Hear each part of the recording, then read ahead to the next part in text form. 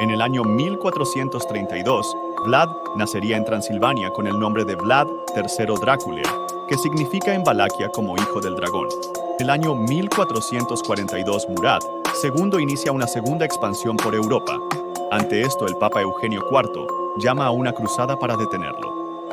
Valaquia manda a su ejército, pero a pesar de la gran cantidad de soldados, la derrota es inminente. Las fuerzas valaquianas heridas deciden retirarse hacia Valaquia, dejando igual de malheridos a los otomanos. Pero aún así, Murad II llega a Valaquia pidiendo de rehenes a los príncipes.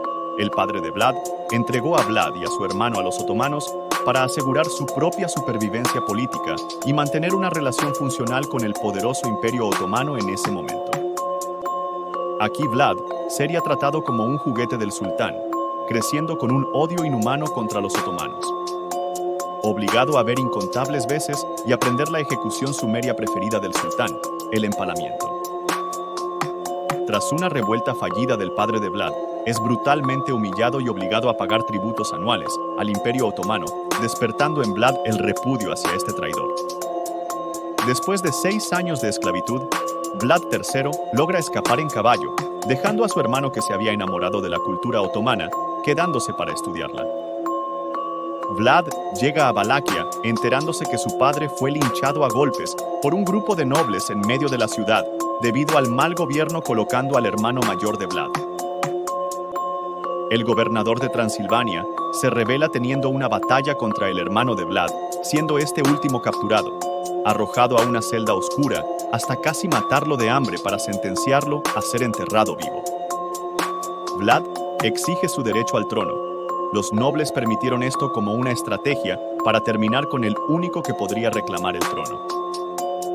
Los nobles mandaron un asesino durante la noche, pero Vlad escapa, exiliándose de Valaquia, pero es capturado por los húngaros sufriendo durante años interminables torturas. En 1456, Vlad es liberado y comandando un ejército húngaro, vuelve a Valaquia retomando el trono.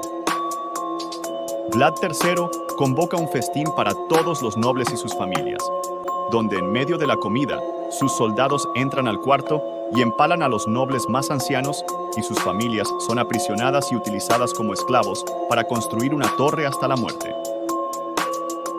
Las ciudades Kronstadt y Hermannstadt, al ver este acto repugnante, se niegan a pagar tributos y comerciar con él. Vlad, al ver este acto de traición, ordena la aniquilación de estas ciudades, empalando 60.000 personas, creando el bosque de cadáveres más grande jamás visto. En Valaquia, instaura un gobierno cruel para los ladrones donde son empalados en lo que él llamaba el juicio de Dios, dando comienzo a un gobierno cruel pero rico, pues resultó ser un buen gobernante con las masas siempre que no incumplieran las leyes. En 1462, los turcos tenían un acuerdo especial con sus naciones vasallas.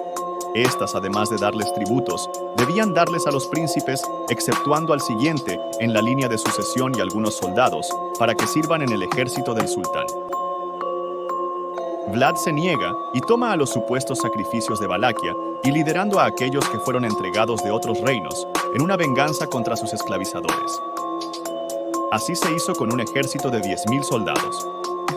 Liderando a las tropas, dio golpes relámpago a los campamentos enemigos, avanzando hasta las ciudades de empalando a casi 24.000 turcos, sin contar a los que quemaron en sus casas y cuyos cuellos probaron su espada. Ganándose el nombre de Vlad el Empalador, siendo nombrado como uno de los mayores santos por parte del Papa Pío II. Los otomanos deciden poner fin a este monstruo, así que mandan a un ejército de más de 200.000 soldados comandados por el sultán Mehmed II hacia Valaquia, suponiendo que la batalla estaba ganada. ¿Cómo podría Vlad oponerse solo con 10.000 hombres ante el gran ejército de 200.000 soldados del sultán, sin ser capaces de comprender el infierno por el que pasarían? El hermano de Vlad había decidido quedarse en vez de escapar con Vlad, pero este aún seguía queriendo a su hermano y su país. Por ello, al enterarse de la partida del ejército del sultán, le envió una carta a Vlad, alertándole sobre la inminente llegada del sultán. Vlad, al recibir la carta y pensar sobre la situación, comprende que es incapaz de ganar en una confrontación directa, así que idea el mejor plan que se le ocurre. Vlad ordena la evacuación de todos los pobladores de las ciudades circundantes de Valaquia. llevándose todo lo de valor como los animales y cultivos. Quemo las casas y contamino los lagos cercanos y pozos de agua con excremento y cadáveres. Vlad sabía que mover una fuerza de 200.000 soldados significaba tener una línea de suministros fuertes, pero como se adentraban en territorio enemigo, esta se podría cortar en cualquier momento, teniendo que recurrir al robo y saqueo de los poblados para seguir adelante. Pero ahora llegaban a poblados vacíos, donde los desdichados que intentaban tomar agua morían a causa de las enfermedades contagiando a sus compañeros. Pero el final era inevitable. El ejército llegó a las puertas de Valaquia, dejando tras de sí casi 100.000 muertos a causa del hambre y las enfermedades.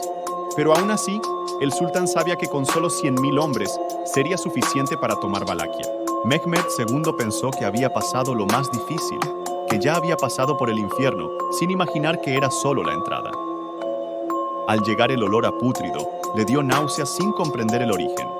Al acercarse cada vez más a las puertas de Valaquia, pudo comprender de dónde provenía este olor al ver más de 20.000 personas empaladas como muros de la ciudad, conformada por los turcos, prisioneros de guerra, pero también por los propios habitantes de Valaquia. Los soldados del sultán, que lo habían acompañado en sus campañas más sangrientas y violentas, caen al suelo vomitando, llorando, incapaces de comprender la realidad que sus ojos les mostraban.